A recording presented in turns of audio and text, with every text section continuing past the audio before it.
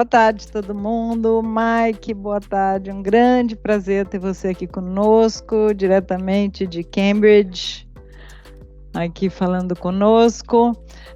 Michel Cerqueira, muito conhecido como Mike Cerqueira, o King Mike, como disse o prefeito recentemente a ele. Mike faz mestrado na Kennedy School of Government, da Harvard University, e esteve aqui, trouxe 100 alunos de Harvard para conhecer o Brasil, conhecer especialmente Manaus, Salvador, Rio de Janeiro, Paraty e São Paulo. Em São Paulo, esses 100 integrantes dos mestrados na Harvard University tiveram 2 horas com o prefeito Ricardo Nunes, e o Ricardo Nunes se referiu ao Mike como King Mike, não foi Mike. Então é um grande prazer, nós vamos conversar aqui nessa segunda série. O Mike também vai começar, eu vou pedir para ele se apresentar um pouquinho mais. Aqui é a segunda série, segundo episódio da série Gestão Pública, Presente e Futuro, que pretende ser uma conversa bastante descontraída sobre temas de gestão pública, como estão sendo discutidos no Brasil e no mundo, e sobre o Brasil e outros países. Então, essa é a nossa conversa de hoje. Mike, por favor, comece se apresentando. Além de saberem que você é o King Mike, o que mais que você já fez na vida? Muito bom. Regina, primeiro um prazer estar aqui, queria agradecer a presença de todo mundo, a todo mundo da EMASP, da Secretaria de Gestão, um cuidado gigantesco aqui em relação ao evento, então testaram comigo, então queria agradecer a toda a equipe que fez o evento acontecer, queria também agradecer a cada participante que está aqui, é um orgulho enorme. A Regina, como eu disse ali em frente ao prefeito, é minha amiga e mentora. Então, desde que eu fui aluno da Regina na faculdade, desde então, nenhuma decisão profissional minha é feita sem a consulta da Regina. Então, ela continua sendo essa referência de profissional, essa referência de pessoa. Então, Regina, muito obrigado mesmo por estar aqui. Bom, estou falando aqui do frio de Cambridge, agora está fazendo 3 graus, mas a previsão para amanhã é menos 21, então vou começar aqui um período de hibernação. Não saia dessa casa por nada. Gente, menos 21 é pra gente grande, hein? Eu juro, não dá. E estou bastante animado aqui de conversar com vocês. Eu acho que o objetivo aqui é a gente discutir um pouco das perspectivas de discussão de gestão de gestão, também de pessoas, e também como que a gente olha para a discussão do Brasil, internacionalmente. Então estou bem animado aqui para conversar com vocês. Bom, eu sou o Michael, também conhecido como Mike. Eu sou nascido e criado no Capão Redondo, aqui da cidade de São Paulo. Então eu tenho uma trajetória ali que ela é muito marcada pelas desigualdades e por entender que os serviços públicos eles são essenciais, e quanto mais qualidade a gente tem no serviço público, maiores são as chances das pessoas aproveitarem as oportunidades e crescerem nelas. Então, desde muito pequeno eu entendi que a educação ali era um fator importante na minha trajetória, Fiz escola pública até minha 8ª série, quando eu ganhei uma bolsa para fazer escola privada num programa chamado SMART, que é uma organização que dá bolsas para alunos em escolas particulares. Desde então, eu vou para uma escola particular, uma escola que tem ali uma qualidade bastante destacada, mas eu observo que os meus amigos da escola pública, eles acabam não tendo a mesma oportunidade que eu. Então isso levantou em mim a necessidade de como que eu penso soluções para que não somente eu, mas meus amigos e todas as pessoas, elas consigam ter acesso aos serviços públicos de qualidade. E a resposta estava em trabalhar no governo. Então, desde ali dos meus 15 anos, eu entendi que estar no governo, estar próximo ao governo era a minha vocação, era o que eu gostaria de fazer. Então, terminei o ensino médio, me apliquei ali para fazer o curso de administração pública na Fundação Getúlio Vargas, onde eu conheci a Regina, e onde ali eu começo minha trajetória profissional a partir de uma bolsa ali que eu ganho da Fundação Getúlio Vargas, pela posição lá do vestibular. Então, curso integral, né, Mike? Isso, sem ela não teria conseguido, Regina, então importante aí as políticas de acesso também. Então, iniciei minha carreira profissional junto com a GV. Brinco que eu era host de festa, então se tinha alguma coisa da GV eu estava no meio. Fui no diretório acadêmico, de empresa júnior, fiz pesquisa de campo, fiz pesquisa aplicada, fiz pesquisa com professores. Então, estive ali, participei do PLEB, que é um grupo criado pela Regina para discussão de gestão dentro do governo. Então também foi uma oportunidade incrível ali para fazer contatos, para participar de gestão de eventos, de discutir assuntos importantes em gestão. Então isso foi muito importante também. E depois saio para trabalhar dentro do Vetor Brasil, que é uma organização no terceiro setor que aloca talentos dentro dos governos. Então fui para lá como líder de relacionamento com governos. Eu era a pessoa responsável, né, por conhecer os governos, conversar com os governos e explicar o que era a solução do Vetor Brasil. E depois disso, depois de 2 anos dentro da organização, eu decido sair para de fato atuar dentro do governo e vou trabalhar na prefeitura de Caruaru. Nessa transição, vou trabalhar lá dentro da prefeitura de Caruaru, que era na época governada pela governadora atual do estado, Raquel Lira, e lá eu assumi uma gerência de RH e seleções. Então ali começa minha temática com gestão de pessoas, mas também meu trabalho dentro de um município, num município com orçamento muito limitado, dentro do Nordeste brasileiro, dentro de um estado super desafiador que é Pernambuco. Então isso também molda bastante ali minhas decisões de carreira, como eu vejo gestão pública, como que eu entendo o governo. E foram ali 2 anos também muito especiais, onde eu vivenciei desde vereadores entrando ali na minha sala para conversar sobre algum assunto, até vendo ali a gente conseguindo transformar a vida das pessoas por meio de uma seleção pública que a pessoa participou, que ela não dependeu de favores políticos e conseguiu trabalhar, ser selecionada ali a partir das suas capacidades.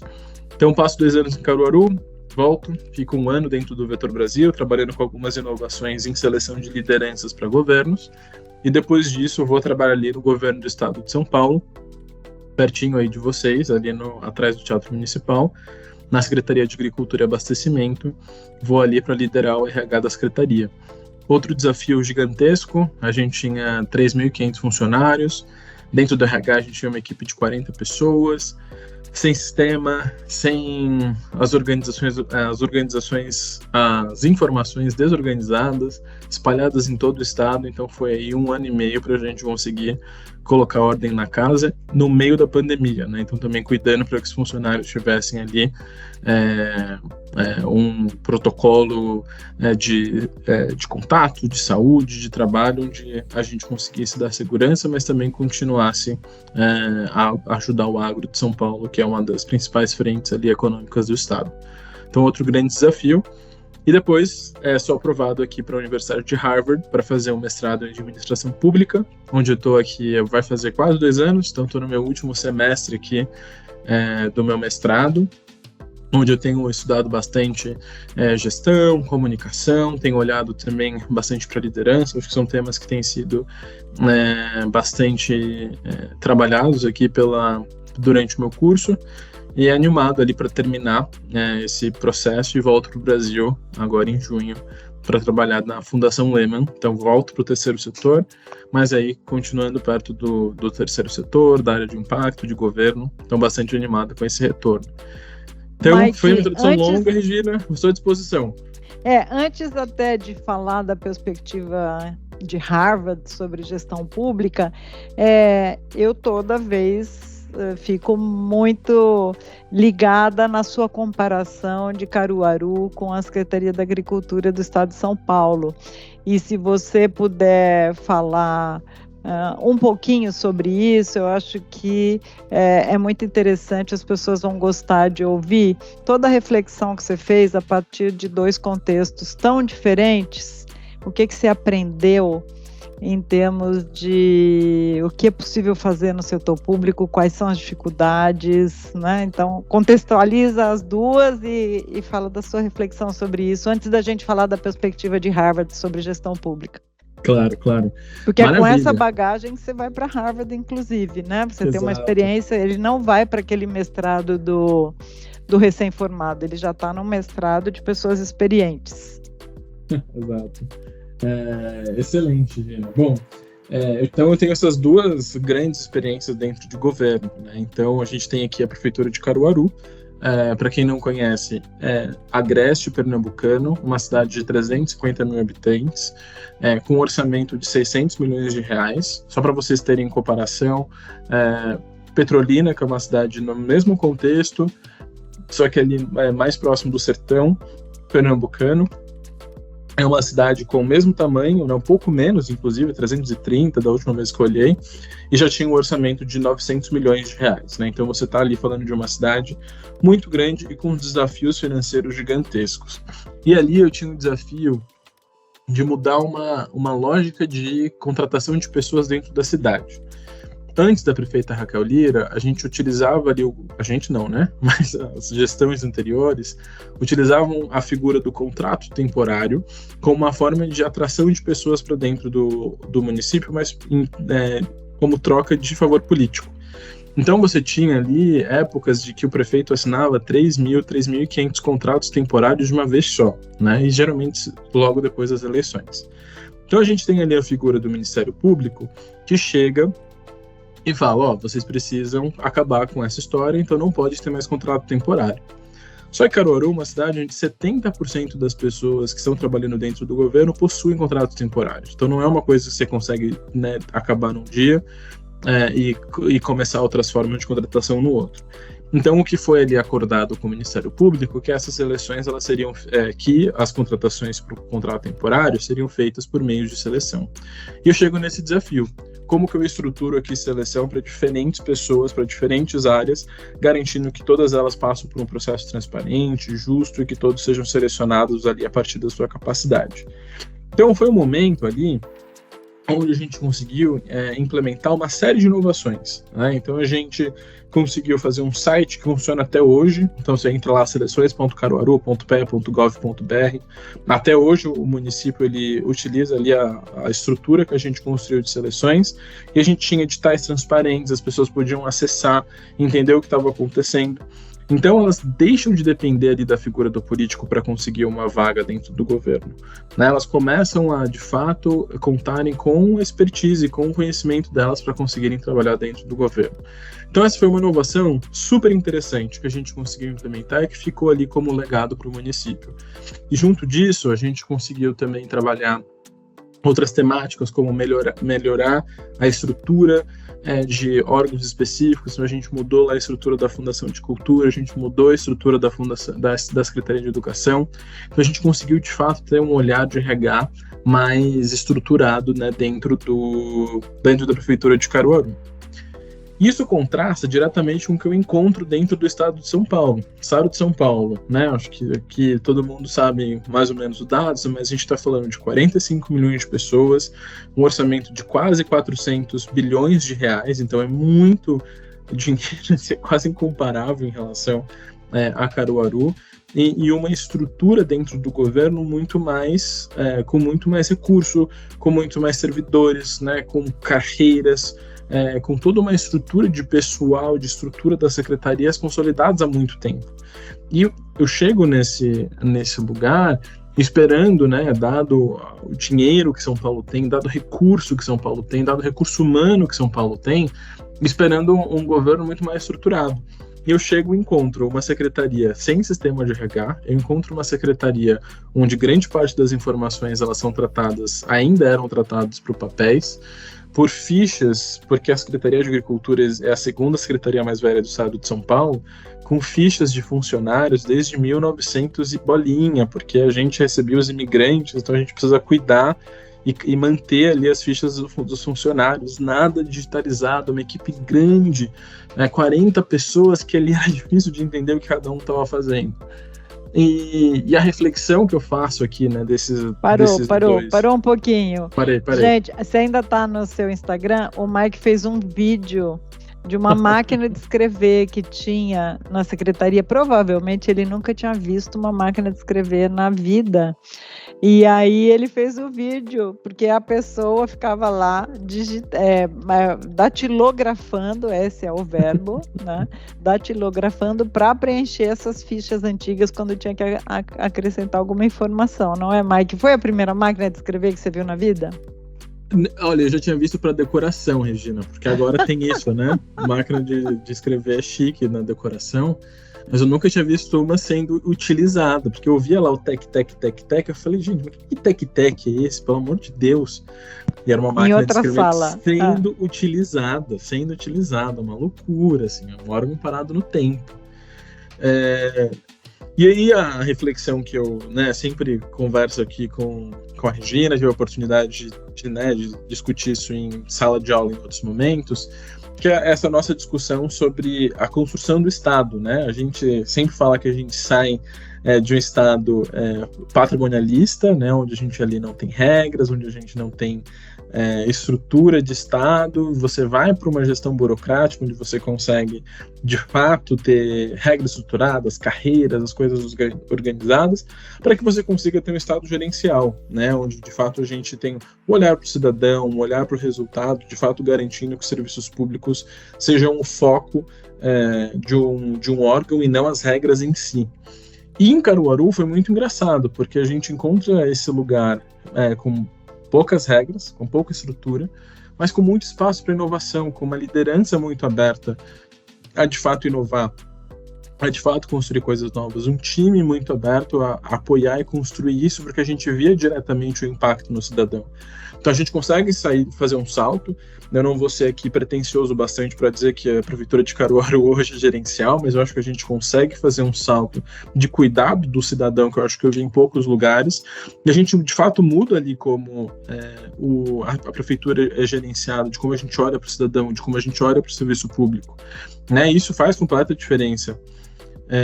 O que é completamente distinto da realidade de São Paulo, onde a gente tem um Estado burocrático, onde a gente tem um Estado pesado, onde a gente tem muito dinheiro rodando, mas é um Estado que olha para si, que olha somente para dentro, que olha para a regra, que esquece que tem um cidadão, que esquece que tem outra pessoa ali do lado, né? Então, eu que esperava em São Paulo, por ter mais recurso, por ter mais pessoas, mudanças mais fáceis, de fato conseguir implementar inovações de forma mais facilitada, isso não foi verdade.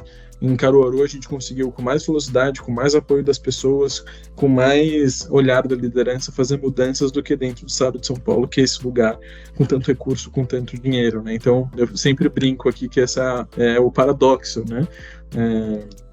Da gestão de pessoas aqui nos lugares que eu passei. Então, às vezes, estar em lugares não estruturados te dá a oportunidade de você construir do que é de fato essa estrutura, do que de fato é esse regramento. E aí você consegue olhar para o cidadão. Você olhar para essas máquinas grandes, pesadas, difíceis, é mais complicado de você fazer mudanças. Mas acho que a gente conseguiu também fazer lá na Secretaria de Agricultura. Deixamos um sistema funcionando, deixamos um olhar ali para o servidor muito mais cuidadoso, né, em termos de como a gente lidava ali com aquele servidor, de como que ele acessa a informação. Então acho que a gente fez mudanças ali também, mas acho que... De toda forma, né? De toda forma, isso mostra que não é necessário seguir uma trajetória linear de primeiro uma coisa, depois a outra etapa, como às vezes está nos livros, né? E também na cabeça das pessoas, do patrimonialista, você tem que passar pelo burocrático para depois ir para o foco no cidadão e gerencial.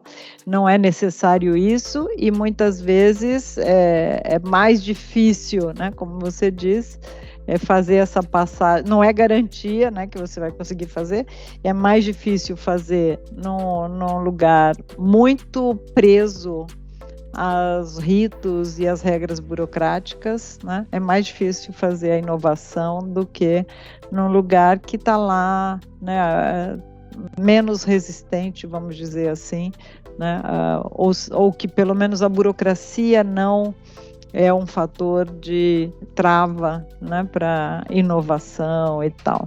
Muito bem, então agora vamos dar um salto de Caruaru para aqui a Praça Ramos, para Cambridge, antes que chegue no menos 21 graus de amanhã. O que você esperava e o que você encontrou de discussão sobre gestão pública no ambiente da Kennedy School, entre professores, entre colegas? As pessoas não têm a dimensão do que eu acho, do que é um mestrado numa escola como a Kennedy School. Quantos colegas você tem na sua turma, né? E como rolou a discussão logo no começo e o que você esperava, o que você encontrou? Eu fiz um slidezinho, Regina, posso projetar aqui? Eu vou fazer uma introdução, claro. Depois eu projeto aqui o slide só para a gente ficar mais visual aqui essa discussão. Certo. Então, eu chego aqui para vir fazer o mestrado nos Estados Unidos em agosto de 2021, né? Então, há 1 ano e meio. Saio do Brasil ali, eu saí no dia onde começou a vacinação para pessoas de 28 anos, então no dia que eu ia ser vacinado eu saí do Brasil e vim aqui para os Estados Unidos numa outra lógica, né? Então saio do Brasil com a gente precisando usar máscara em todos os lugares, né? Com ali um cuidado em relação à pandemia ainda muito sério, chego nos Estados Unidos onde nem máscara mais você precisava utilizar, onde eles já estavam ali, sei lá, na segunda dose, ou alguma coisa nesse sentido, né? Então, já é um choque de realidade muito grande ali, né? Essa chegada minha dos Estados Unidos. E eu venho pro mestrado numa expectativa de ser um mestrado que ele conseguisse me capacitar para que eu consiga ocupar posições de liderança dentro do governo, né? Posições ainda maiores de liderança. Né, e o prefeito até brincou comigo, né? Meu sonho ainda é ser ministro de planejamento, né, então a gente tem esses sonhos grandes aqui na minha cabeça, e eu entendo que para você conseguir estar nessas posições, né, de liderança dentro de governo, você precisa estar preparado, você precisa conhecer referências, você precisa de fato olhar para isso de uma forma profissional. Então estou me preparando aqui para um dia estar nesses lugares.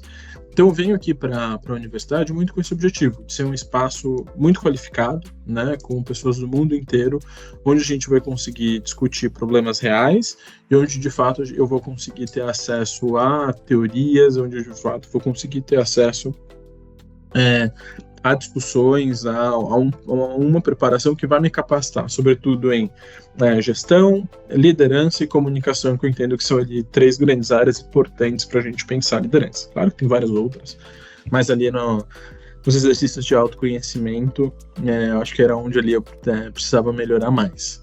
Então venho aqui para a universidade com esse objetivo. E chegando aqui, tem algumas discussões que acho que elas são importantes. Então, de fato, é uma universidade muito global, uma universidade que traz pessoas do mundo inteiro, onde você consegue ter professores extremamente renomados, de diferentes lugares, mas algumas coisas me surpreenderam e é onde eu quero entrar aqui com o slide. Então, eu sempre olho para esses 2 casos aqui diferentes, que eu acho que são super importantes e representativos do que é a discussão aqui dentro de Harvard. Então, eu estou trazendo aqui 2 cidades. Uma cidade chamada Revere, que está aqui em vermelho, no mapa à esquerda, que é uma cidade de praia, próximo a Boston. E quando eu digo praia, é uma praia horrível, tá? Só para não criar nenhuma expectativa em ninguém. É uma água extremamente barrenta, assim, nojento. Então, assim, mas é uma cidade conhecida ali que está para ir para a praia de metrô, tem um metrô que chega lá. Então, uma cidade que tem 53 mil habitantes e tem um orçamento, se a gente for converter para reais, de 1 bilhão e 100 mil reais, né? E é isso, não é uma cidade relevante, não é uma cidade que não tem importância nenhuma dentro aqui dos Estados Unidos, nem Massachusetts, né, que é o estado que eu estou. Do lado tem Caruaru, que a gente já discutiu, né, dos desafios, de como a cidade ali foi importante na minha formação como profissional, que é uma cidade que tem 7 vezes mais habitantes do que Revere, então tem 365 mil habitantes e tem um orçamento que é ainda menor, mesmo sendo 7 vezes maior, né? Então, em reais, o orçamento de Caruaru, da última vez que eu vi, era 700 milhões, talvez tenha aumentado um pouco, mas acho difícil ter saído, né, desse patamar. E uma das coisas que mais me surpreenderam aqui dentro da universidade é como a gente trata os casos de forma diferente. Então, uma pequena inovação dentro do município de Revere é considerado aqui em Harvard um super case. Eles convidam o prefeito, convidam o secretário que participou dessa transformação, e às vezes são coisas muito pequenas. Eu lembro de uma aula onde a gente estava discutindo uma forma de categorização de pessoas em situação de rua em Revere, onde eles conseguiam classificar a pessoa em sete estados, né, em 7 etapas, e a partir ali da classificação da pessoa em situação de rua, você definia qual que era a ação relacionada àquela pessoa. Super interessante, super legal. Acho que é muito importante a gente conseguir, né, categorizar as coisas dentro dos governos. É uma ação que ela é super importante e muitas vezes a gente não consegue. Mas dados os desafios do mundo, dado o fato de a gente estar numa universidade como Harvard, você fica assim, eu acho que tem desafios maiores, né? E que quando a gente traz desafios como em Caruaru, de você mudar uma cultura política sobre seleção de pessoas, não é visto da mesma forma, né? É sempre visto com desconfiança, sempre visto com uma dúvida, é sempre visto como, será que foi isso mesmo? Você está explicando direito? Então, tem uma questão aqui de que tem um olhar, como eu posso dizer, mais brando com inovações dentro dos Estados Unidos do que com inovações fora dos Estados Unidos. E muitas vezes é difícil a gente conseguir construir paralelos entre os dois lugares. E quando eu falo de Brasil, gente, eu não falo só de Brasil, mas eu acho que isso é realidade para os meus colegas que são sul-africanos, para os meus colegas que são chineses, para os meus colegas que são indianos, para os meus colegas que são do sul global. Você fazer uma inovação como essa de categorização de pessoas em situação de rua num orçamento de R$1 bilhão para uma cidade tão pequena é muito diferente de você construir uma inovação numa cidade muito maior, com desafios muito mais complexos, né? Então, entender como a faculdade trata esses diferentes casos e você conseguir ajustar a sua expectativa em relação ao que você aprende de cada um deles é uma tarefa que ela é super importante nessa construção. Isso é assunto de conversa entre os colegas ou é só a sua reflexão? Isso é uma reflexão muito pessoal, então aqui nada é institucional, Regina, eu acho que é super importante para quem está participando. Não tem nenhuma reflexão institucional aqui, então aqui não estou representando ninguém, nenhuma organização, somente os meus pensamentos. Mas esse é um assunto, Regina, que muitos colegas que são de países do sul global a gente discute, né? De como as pessoas olham para os casos, né? Então eu lembro que a gente fez um caso da concessão do Galeão, numa aula que eu tive aqui de infraestrutura. E a forma com que é tratada é uma forma muito de distância, é um olhar muito de o que está acontecendo, será que é isso mesmo? Porque eu lembro que a concessão ali do Galeão, se eu não me engano, posso estar errando os números, tá, Regina? Mas se eu não me engano foram 20 bilhões de... como chama ali quando você paga mais da outorga? Tem um nome lá, eu esqueci agora. Sim, então eles ficaram, por quê, né? Mas como assim?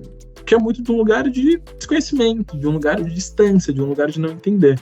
Então essa é uma coisa que a gente discute muito aqui dentro da faculdade e que reflete essa discussão, que é o desafio de Harvard ser uma escola global nos Estados Unidos ou ser uma escola americana com muitos alunos internacionais. Então eles precisam ali de alguma forma se equilibrar entre esses dois lados, né? Porque eles precisam ser relevantes domesticamente. Então a maioria dos professores são americanos e trabalharam no governo federal ou em governos locais, sobretudo aqui em Massachusetts, que é um estado aqui importante dos Estados Unidos. E são muitas aulas, né, dedicadas a assuntos domésticos, né? Então a defesa, a comunicação, a questões sempre muito internas dos Estados Unidos. Então quando você é um aluno internacional, Regina, você precisa de fato ter esse cuidado de construir a sua grade de forma a você extrair o máximo dessa experiência com um olhar internacional. Do contrário, você fica muito fechado aqui a esse olhar americano. E claro, eles precisam se posicionar como a melhor escola de administração pública do mundo, né? Então você tem ali uma série de centros de pesquisas atuantes, né, como a Bloomberg, que contrata várias pessoas internacionais que trabalham com pessoas do sul global, e claro, eles têm ali esse cuidado de ter muitos alunos internacionais. Então, dentre toda essa discussão, Regina, de como eles olham para a gestão pública, E uma coisa que eu acho que eu não coloquei aqui no slide, que é super importante, num olhar muito de sempre categorizar. O americano adora colocar as coisas em frameworks, né, em categorizações, né, de como você classifica, de como que você resolve os assuntos por etapas, por caminhos que eles definem que você precisa ali para resolver os assuntos. Então, isso é muito comum aqui dentro dos americanos, sobretudo em Harvard. Então, você quebrar esse olhar, mostrar que tem mais contexto, que as coisas elas são mais complexas do que eles acham, é difícil. E é daí que nasce o que a Regina comentou, esse meu interesse em trazer 100 alunos de Harvard para conhecer o Brasil. Eu sempre brincava com as pessoas falam, Mike, você já faz tanta coisa, tem tanta dor de cabeça, por que você vai trazer 100 pessoas para o Brasil? São 100 dores de cabeça, 100 pessoas aqui. É um grupo muito grande de você encontrar hotel, de você encontrar transporte, de você conseguir olhar para cada um deles. Mas tem esse olhar que eu acho que ele é super importante, que é da gente transformar como as pessoas veem o Brasil, de como as pessoas veem o Sul global. Então, a Harvard Kennedy School, ela tem esse privilégio de reunir as futuras lideranças do mundo. Quando a gente olha ali os alunos antigos de Harvard, a gente está falando de antigos presidentes, primeiros ministros, de pessoas que vão tomar decisões muito importantes no futuro. Então, garantir que uma parte dessas pessoas consigam vir para o nosso país, de conseguir entender como as coisas funcionam aqui, para mim é super importante. Então, é daí que nasce esse interesse, é daí que nasce essa motivação de a gente conseguir trazer esse grupo de pessoas aqui para conhecer o país. Porque senão eles vão sempre estar comparando o Revere com Caruaru e achar que é a mesma coisa quando não é. Muito mais difícil você ser prefeito, muito mais difícil você ser administrador, muito mais difícil ser servidor público nesses lugares do que nos Estados Unidos. Por mais que os Estados Unidos seja Nova York, eu tenho certeza que ser administrador aqui dentro da prefeitura de São Paulo é 15 vezes mais difícil do que ser em Nova York. Eu acho que é importante eles terem essa perspectiva, é importante eles terem esse lugar, né? Então, por isso que a gente sai ali vai para Salvador, vai para Manaus, para o Rio de Janeiro, para Paraty, para São Paulo, para conseguir mostrar para eles as belezas do país, que é importante, o turismo, né? Não é só uma viagem de trabalho, mas também de diversão, mas também mostrar para eles quais são os nossos avanços, onde a gente conseguiu avançar, onde a gente ainda tem problemas, onde estão aqui as nossas desigualdades, falar sobre racismo estrutural no país, falar sobre as nossas desigualdades, onde a gente ainda precisa melhorar. Então, isso foi uma conversa muito legal aqui que a gente teve com eles. E foi super importante, né? Então, a Regina comentou, a gente conseguiu aqui uma conversa com o prefeito, que foi super legal, né? A gente teve também ali a participação da secretária Marta, a secretária de gestão também, que foi super legal a conversa com a Marcela, e também fomos no Rio de Janeiro. O prefeito cancelou faltando 1 hora, mas a equipe dele também recebeu a gente de secretários, então também para a gente ter esse olhar institucional de como são os desafios do país e de como que é ser prefeito de São Paulo, que eu acho que foi uma das coisas mais legais que o prefeito fez, né, de mostrar o que é ser prefeito no Brasil, o que é ser prefeito nos Estados Unidos. Eu acho que ele fez um excelente trabalho em torno disso. Então esse é o objetivo, Regina, mostrar que gestão pública no Sul Global, especialmente no Brasil, é muito diferente dos Estados Unidos, é muito diferente do que a gente olha na sala de aula, que tem muito mais complexidades, que muitas vezes você aplicar os frameworks não é o que vai responder, mas que é um desafio que vale a pena, que a gente está num país muito bonito, com muito desafio, e que essas pessoas elas precisam, de alguma forma, conhecer esses diferentes olhares. Então é muito daí que nasce esse objetivo de estar aqui com essa galerinha. Isso é um pouco aqui dos slides, Regina, que eu quis trazer. Incrível. E vocês já tiveram, você pôde perceber, bom, eu imagino que parte deles, até pelas conversas prévias que vocês tinham sobre esses assuntos, e daí vocês puderam conversar, você nota que eles... Tinha americanos também, né? Pelo menos um, aquele que perguntou. A maioria era americano, cidadão americano. Se você notou que eles foram se apercebendo, foram notando tudo isso que você já tinha como objetivo ao trazê-los para cá? Fez diferença na cabeça dessas pessoas? Sem sombra de dúvidas. Claro que é difícil medir isso, é uma coisa que eu acho que as pessoas ainda estão digerindo, isso vai vir com o tempo, mas só da forma com que elas chegaram em Salvador e que elas saíram de São Paulo, eu acho que você já consegue ver, né, a diferença, né?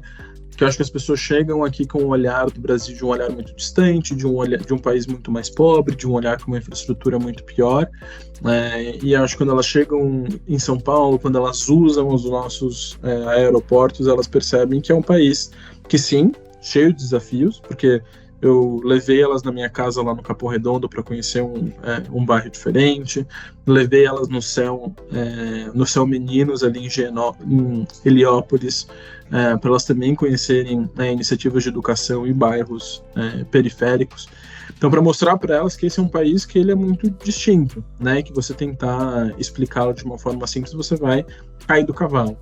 Então, eu acho que no final da viagem, várias pessoas vieram conversar comigo dizendo, né, como eu não esperava isso, como não era a minha expectativa em torno dessa viagem, né, onde eu esperava às vezes uma viagem, e tinha muito disso, né, muita gente esperava uma viagem só de turismo, então a gente só ia em lugares bonitos e era isso. Mas também outras pessoas que esperavam um país muito mais pobre, um país com muito menos infraestrutura. Então, acho que nesse sentido de levar a discussão para eles, de fazê-los pensarem, de fazerem eles refletirem sobre a experiência, eu acho que foi muito positivo. Está no mudo, Regina? Uma das coisas mais incríveis, né, a maior característica do nosso país, que são essas contradições, todas, e que são de uma riqueza, né? Ao mesmo tempo que tem problemas colossais, né? E que a gente puxa os cabelos, e enfim, mas também tem coisa muito boa que, né, atiça ali a energia para resolver os problemas, então é maravilhoso se dar conta, né, de todas essas contradições. Você me fez lembrar, Mike, falando dessa história de como a formação no exterior nos impacta, né? Você me fez lembrar do meu doutorado na França, há muitas décadas atrás, não vou nem dizer quantas, mas eu fui muito jovem, vamos dizer, eu terminei a faculdade e emendei o doutorado, mas eu trabalhava lá sobre a periferia de São Paulo, né? Transporte coletivo na periferia de São Paulo, e eu lembro que o queridíssimo professor Henri Quan, que era um metodólogo maravilhoso, ele falava assim pra gente: vocês têm que definir o que é periferia. Para a gente era uma coisa tão, assim, óbvia, né? Mas ele queria que definisse, ele falava, é um conceito geográfico? É um conceito, né? Periferia com relação a quê? Então, aí é o estranhamento do estrangeiro que nos faz refletir sobre a nossa própria realidade. Esse é muito útil do ponto de vista metodológico, porque te faz ser muito mais preciso, né, e fazer as distinções necessárias e ter que tornar muito mais consistente aquilo que você está falando, né? É muito diferente dessa outra visão que acha que tem um framework que cabe em tudo, né? Então aqui quem está nos assistindo e já estudou fora ou pretende fazer uma parte da formação fora, né? É importante atentar para isso, quer dizer, ter um olhar externo que nos ajuda muito a olhar para nós mesmos. E tem um olhar externo que nos faz pensar que temos diferenças e aspectos próprios que aquele olhar não está compreendendo, né? Então isso é legal também para quem desses nossos ouvintes agora e futuros que estão pensando nisso de estudar fora, né, ou ter uma parte de formação fora e tal, né? Enfim, eu acho que a gente está chegando aqui ao final. Assim, conta pra gente uma descoberta sua neste período aí e que você vai trazer como combustível para o que você vai fazer aqui na volta. Muito legal. Eu acho que dentro dessa discussão, Regina, sobre como a gente categoriza, de como que a gente consegue classificar melhor as coisas, uma coisa que os americanos fazem muito bem é dar nome às coisas, que eu acho que é uma coisa que a gente faz mal no Brasil. A gente tem vergonha do nome. Eu lembro que, assim, tem o que, 10, 15 anos, a gente tinha vergonha de falar sobre a população negra, a gente tinha vergonha de falar sobre a população pobre, né? Era feio falar a palavra pobre, feio falar a palavra negro, né? A gente sempre encontrava ali formas de transitar sobre essas coisas, a gente não fala dos nossos problemas, a gente tem essa dificuldade de dar nome para as coisas, que eu acho que diz muito sobre como a gente construiu a nossa cultura, a nossa sociedade. Coisas que os americanos não têm dificuldade nenhuma sobre falar sobre nada, assim. Tem um comentário engraçado, mas assim, mesmo sobre coisas escatológicas, Regina, assim, eles não têm problemas nenhum, assim. Então, se eles precisam usar o banheiro, eles vão falar para você o que eles vão fazer no banheiro, entendeu? Isso era uma coisa da viagem que eu falava assim, gente, tá bom, só vai. Esse problema é seu, né? Não fale para mim. O que você vai falar lá não se fala em público. Exato, né? Mas tirando essa parte anedótica, eu acho que os americanos eles têm uma facilidade muito grande de dar nome aos fenômenos, de dar nome aos problemas, de dar nome às soluções. E eu acho que um dos meus grandes aprendizados aqui nesse processo é de conseguir navegar em coisas da minha própria realidade. Né? Então, acho que aqui nos Estados Unidos, por exemplo, a gente tem essa discussão sobre você ser o primeiro da geração da sua família a ir para a universidade, né? Que eles chamam aqui de first generation, né? A primeira geração. Isso permite aqui, com essa clareza sobre a sua experiência na universidade, de você conseguir construir ações, de você construir políticas públicas de acolhimento para essas pessoas. Então eu lembro que dentro da universidade, dentro da GV, e mesmo durante minha atuação profissional, a gente tem muita dificuldade, né, de definir quem é pobre, quem não é, quem é baixa renda, quem não é. Como que a gente define quem mais precisa de uma ação e quem precisa mais? Então, essas indefinições que a gente muitas vezes tem no Brasil, aqui nos Estados Unidos são muito resolvidas, né? Você é first gen, você já acessa aqui uma série de políticas. E foi onde eu encontrei muita comunidade aqui, por exemplo, nos Estados Unidos, Regina. Então, a gente ainda tem uma desigualdade muito grande de pessoas que acessam a universidade estrangeira nos Estados Unidos, sobretudo. Então, quando eu vejo meus colegas de Harvard, eu estou falando aqui basicamente de pessoas brancas, né, que vêm aí de contextos muito abastados. Então, a gente tem pouca diversidade. É a elite do sul global, né? Exato. São os filhos das castas superiores. Exato. E isso não só Brasil, tá? América Latina inteira, Índia, África do Sul, a gente está falando dos filhos das elites. Então, ainda é um lugar muito elitizado.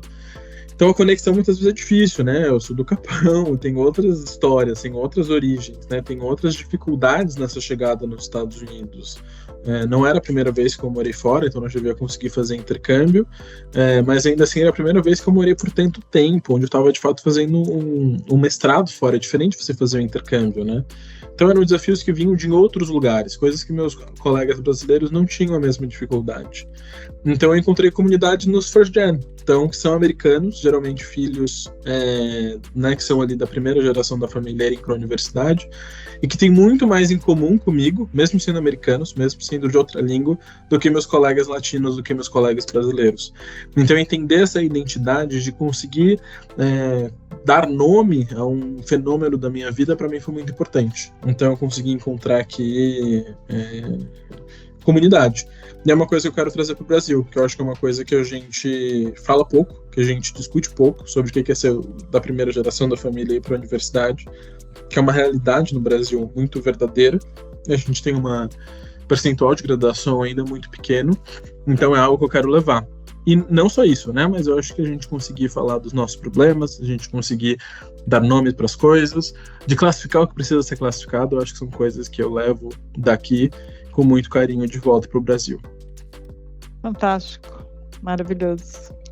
Porque dar nome é também criar um conceito, criar consciência sobre aquilo, né, e poder agir. E eu sei que você vai fazer isso tudo, que eu te conheço bem. E eu quero mandar muitos beijos para você, te agradecer muitíssimo. Se as pessoas que estão assistindo quiserem fazer comentários, perguntas, mandem para a EMASP e que a gente vai transmitir para o Mike e ele pode responder com áudio uma hora que ele tiver um tempinho, alguma coisa assim. E eu te agradeço muitíssimo, muito feliz de te ver, de te ouvir e obrigadíssima. Um prazer gigante, estou muito feliz. Espero que tenha sido útil para vocês. Acho que são vários assuntos que a gente tocou, mas espero que de alguma forma impacte o que vocês estão fazendo, de alguma forma inspire alguém, seja para uma pessoa já está mais do que ótimo. E também estou à disposição aqui via MASP, via LinkedIn, via redes sociais, fiquem à vontade. Vamos perguntar aqui, tem First Generation assistindo, gente? Tem alguém First Generation assistindo? Que é a primeira geração a chegar ao nível superior, à escola de nível superior. Se tiver, levante a mão, por favor, aqui no chat, na reação, para a gente ver. Isso vale para os nossos queridos intérpretes também, tá? Se fazem faculdade, se são a primeira geração que faz a faculdade. Quem mais, gente? Olha lá, temos já algumas pessoas que estão levantando a mão aqui, 3 pessoas. Você também, Deresca? Também. Deresca também. Legal. Ótimo, maravilhoso, muito bom. Conte com o Mike, ó. O Mike vai levar essa agenda para frente quando ele voltar. Todos que estão aqui e quiserem se juntar a ele nessa iniciativa que ele vai criar aqui na volta, né, para fazer aí um apoio, uma promoção, uma compreensão, uma irmandade, uma fraternidade, tudo para os próximos First Generations também aqui entre nós.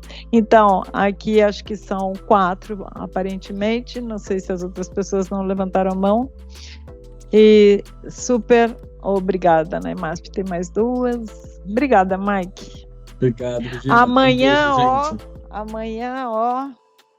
muito, Regina, muito eu não vou agasalho. sair de casa. Não vou sair de casa. Isso mesmo, abasteça até e fique aí. Não, perigoso. menos 21 não dá, congela o olho, o nariz, tudo. É perigoso. Se deixar exposto por mais, eu li acho que mais de 3 minutos queima. É, horrível. Muito bem, gente, super obrigada. Até o próximo episódio aqui, os nossos ouvintes, e muitos beijos para você. Um abraço, gente. Prazerzão.